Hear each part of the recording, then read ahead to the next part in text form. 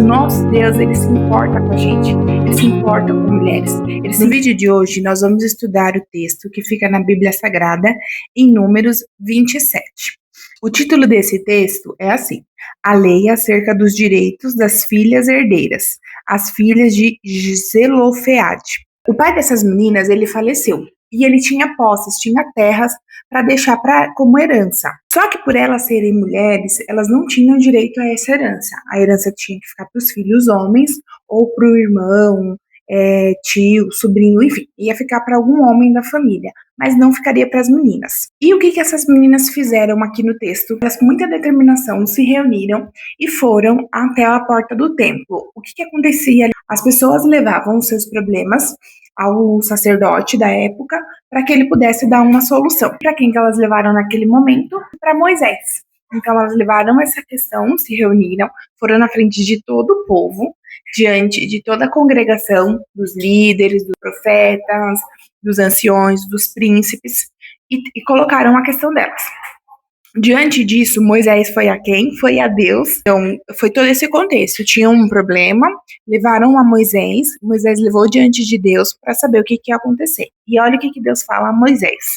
27:6. Disse o Senhor a Moisés: As filhas de Zelofeade falam o que é justo.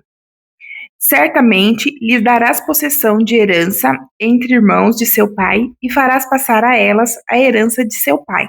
E olhando para esse texto, eu fiquei refletindo como que Deus mudou a lei de Israel, né? Foi uma mudança da lei por conta dessas meninas. E refletindo na história delas, eu fiquei pensando em quantas vezes nós temos um problema, às vezes a gente pega ele, coloca dentro de uma gaveta e deixa ele lá, achando que ele vai se resolver sozinho. Não é assim que nós vamos conseguir resolver um problema. Essas meninas tinham um problema, elas eram mulheres, numa época que era difícil você conseguir ter voz, né, ser ouvida diante das situações. Existia uma lei que não amparava elas, e elas foram tentar mudar uma lei. Olha isso, gente, elas foram tentar mudar uma lei. Isso eu achei incrível.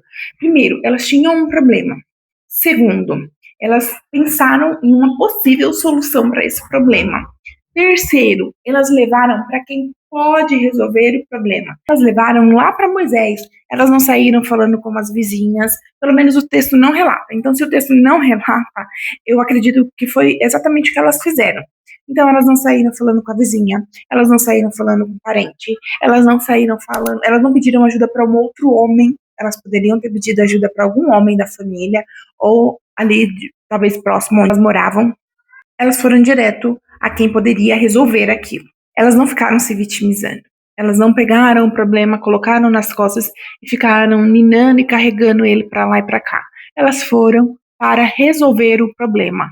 E por conta do pedido dela ser justo, Deus muda essa lei em Israel.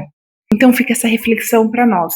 Quando eu tenho um problema, o que eu faço? Como que eu me porto diante dele? Eu quero compartilhar com vocês, meninas, que quando vocês tiverem alguma questão, não terceirizem o problema. Eu acho que o ponto principal para mim nesse texto foi isso. Não terceirizar o problema. Né? A gente pode compartilhar, como eu até falei no vídeo anterior, nós podemos compartilhar as nossas questões, nós podemos receber bons conselhos, mas nós não podemos terceirizar o problema. Ir e pedir uma oração não significa que você mesma não tenha que orar, não significa que você não tenha que pagar o preço. Essas mulheres poderiam ter ido lá e ter sido escorraçadas, elas poderiam nem ter tido acesso a Moisés. Elas poderiam ouvir do próprio Deus, né, porque Moisés consultou a Deus de que aquela causa não fazia nenhum sentido. Mas o nosso Deus, ele se importa com a gente, ele se importa com mulheres, ele se importa com nos deixar seguras, ele se importa em nos manter de pé. Se a nossa causa é justa, não tenho que temer, não tenho que duvidar.